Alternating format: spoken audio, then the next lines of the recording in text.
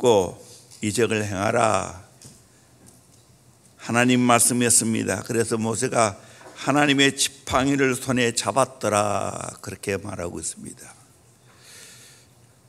우리는 하나님의 지팡이를 손에 잡고 이 땅에 살아가야 되고 사역해야 됩니다. 모세의 생애를 3기로 나눌 수가 있습니다. 바로의 궁에서 40년 동안 있으면서 애굽의 그 당시 최고의 문화를 자랑하는 그 애굽의 문화를 학문을 다 통달했습니다. 최고의 세상 학문을 터득했습니다.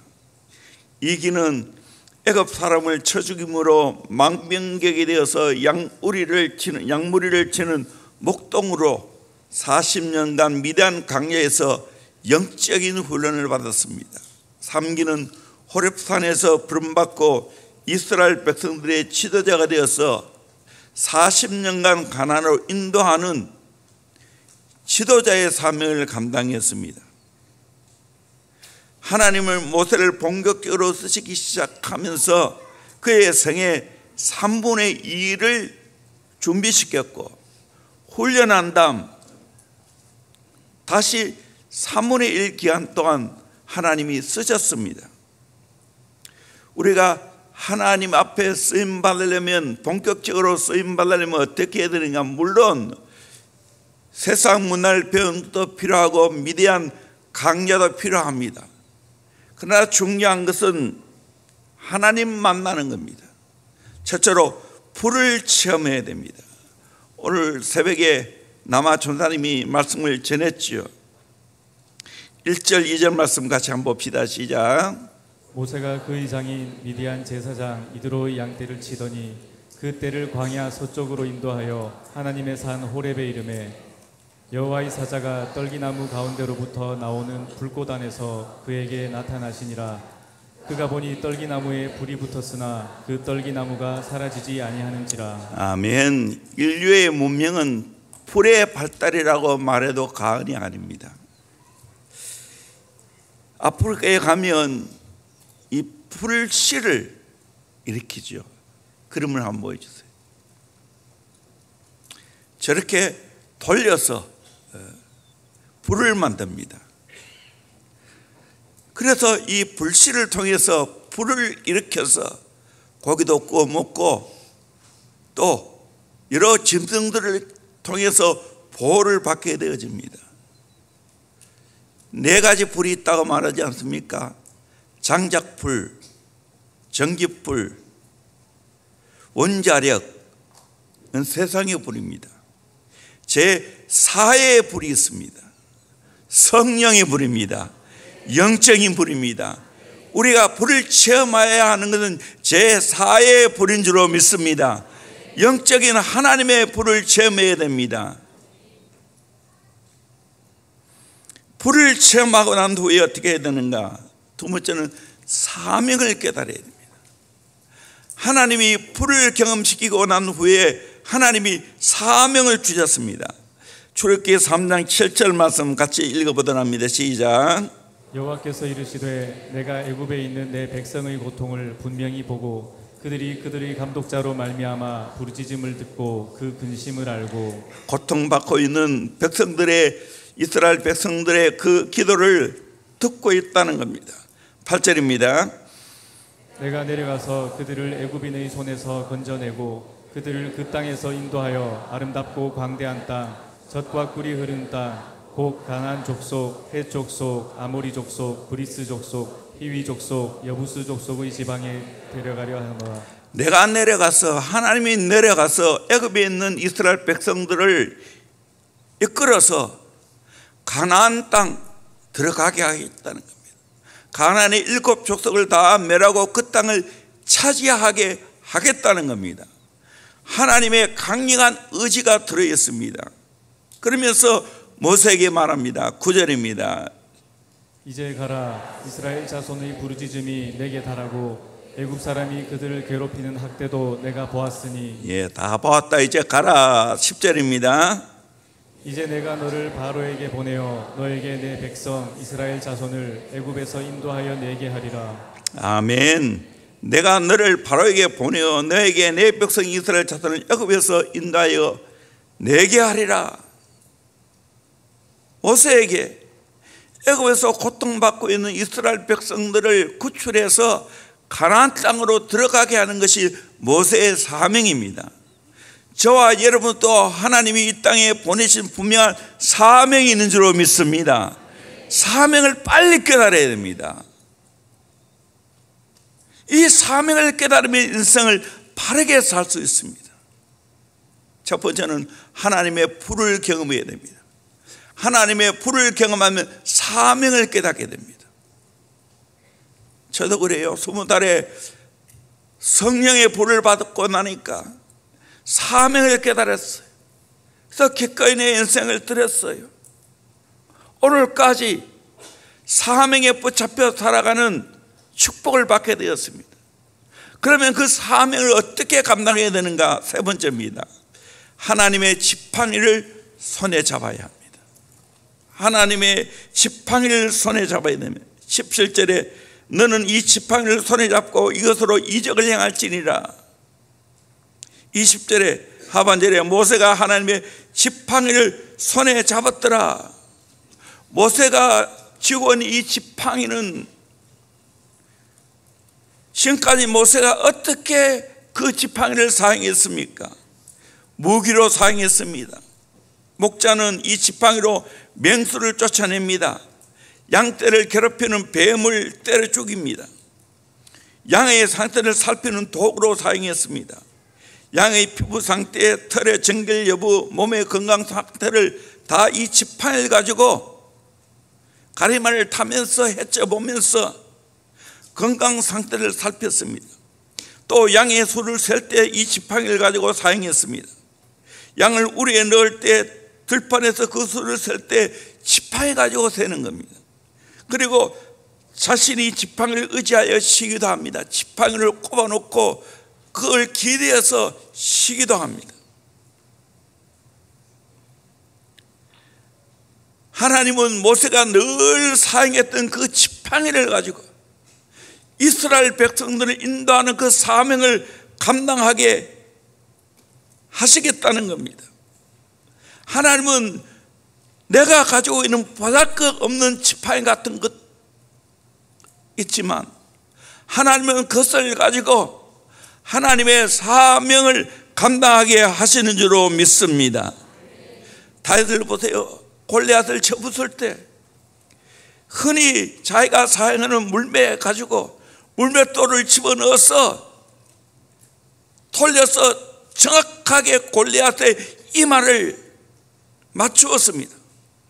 단번에 거구 골리앗이 뒤로 나잡아졌습니다. 자주 쓰는 그 무기를 가지고 골리앗을 때려 죽이게 만들었습니다. 우리는 하나님의 지팡이를 손에 잡아야 됩니다. 그 지팡이는 어떤 지팡이입니까? 능력의 지팡이입니다. 그걸 직접 바로 앞에서 보였습니다. 지팡이를 던질 때 어떻게 됐습니까? 뱀이 되었습니다. 꼬리를 잡으라 했을 때 또다시 꼬리를 잡으니까 지팡이 되었습니다. 애굽 술수들도 똑같이 했습니다. 근데 모세의 그 뱀이 애굽의 뱀을 잡아먹었죠. 오늘 또 우리는 하나님이 내게 들려주시는 능력의 지팡이를 가지고 죄악의 세력, 사탄의 세력, 타락한 육의 본능, 이 모든 것을 이겨내야 될 줄로 믿습니다.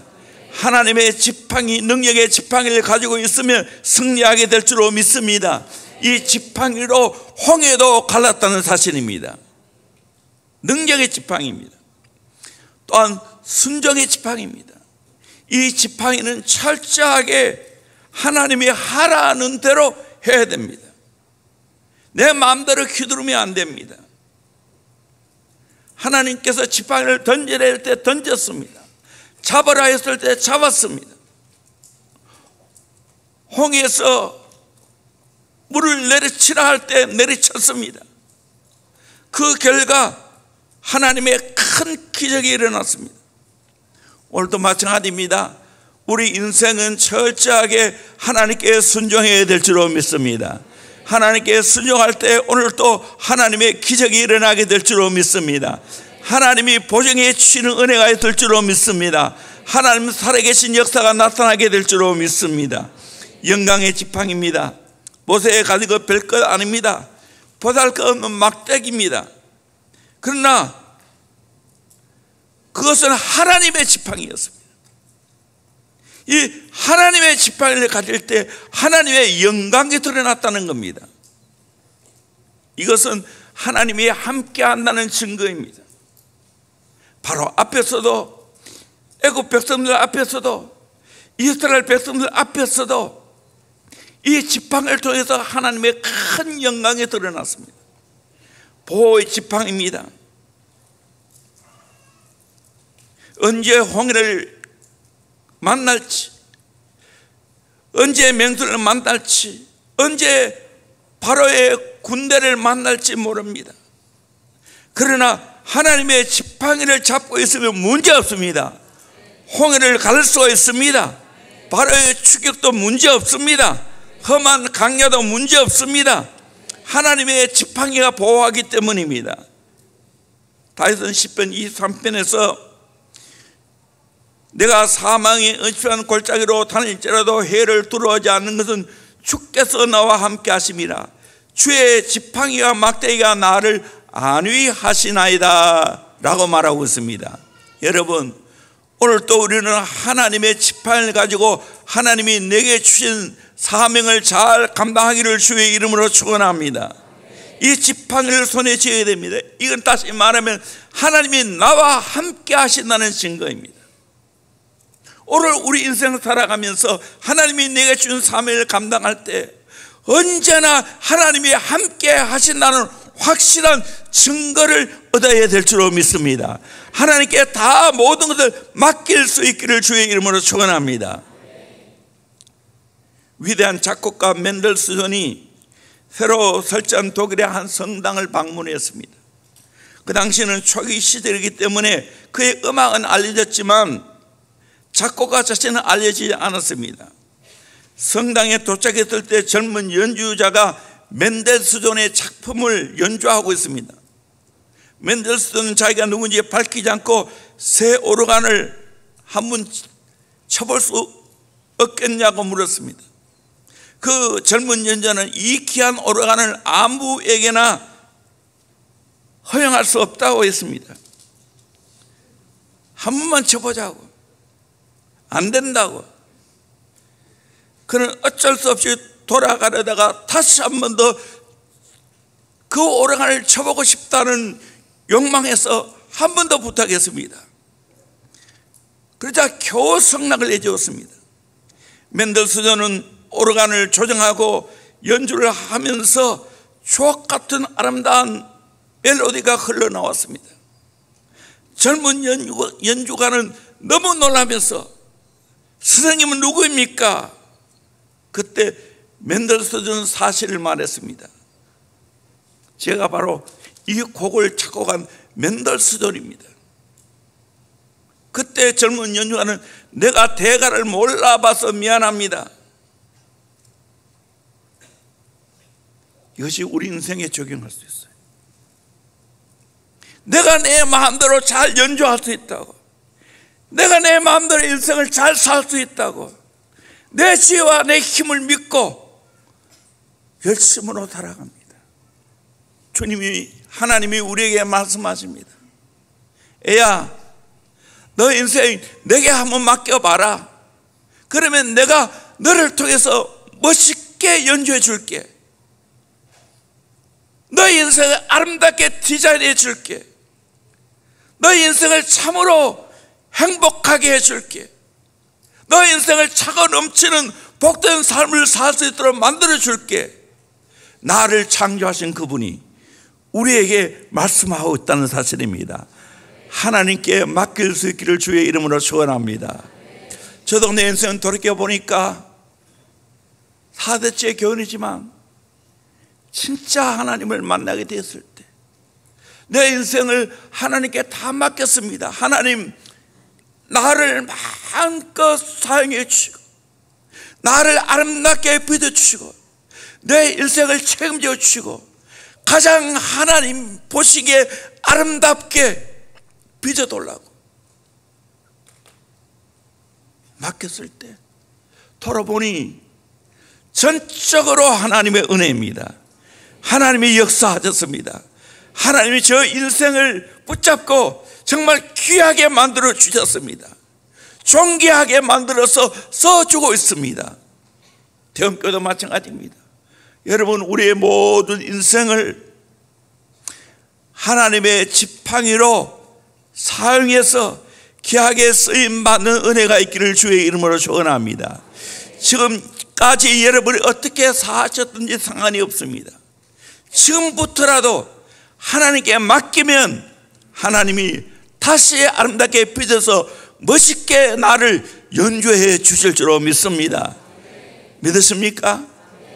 제가 오래전에 싱가포르에 갔는데 CHC 교회를 내가 기억합니다. 그때 어린이 예배를 참석을 했습니다. 그때 어린아이들이 큰 대형 버스를 타고 교회로 몰려왔습니다. 그때 아이들에게 큰 칠판을 갖다 놔놓고 너희들 마음대로 그림을 그려보라고. 그 아이들이 마음대로 그림을 그렸습니다. 그리고 난 후에 선생님이 나오셨습니다. 마음대로 그려놓은 그 그림 위에 아름답게 좋은 그림을 하나하나 그려가기 시작했습니다. 그때 많은 깨달음이 왔습니다. 지금까지 여러분 인생이 어떻게 사셨든지 상관이 없습니다. 이제 하나님께 맡겨보십시오. 그러면 하나님께서 여러분 인생을 멋지게 빚어주실 줄로 믿습니다. 디자인해 주실 줄로 믿습니다. 여러분을 귀하게 성장하고 성숙시켜 주실 줄로 믿습니다. 그래서 여러분을 귀하게 쓰실 줄로 믿습니다. 하나님께 맡기세요. 마지막 제가 여러분들에게 하고 싶은 이야기입니다.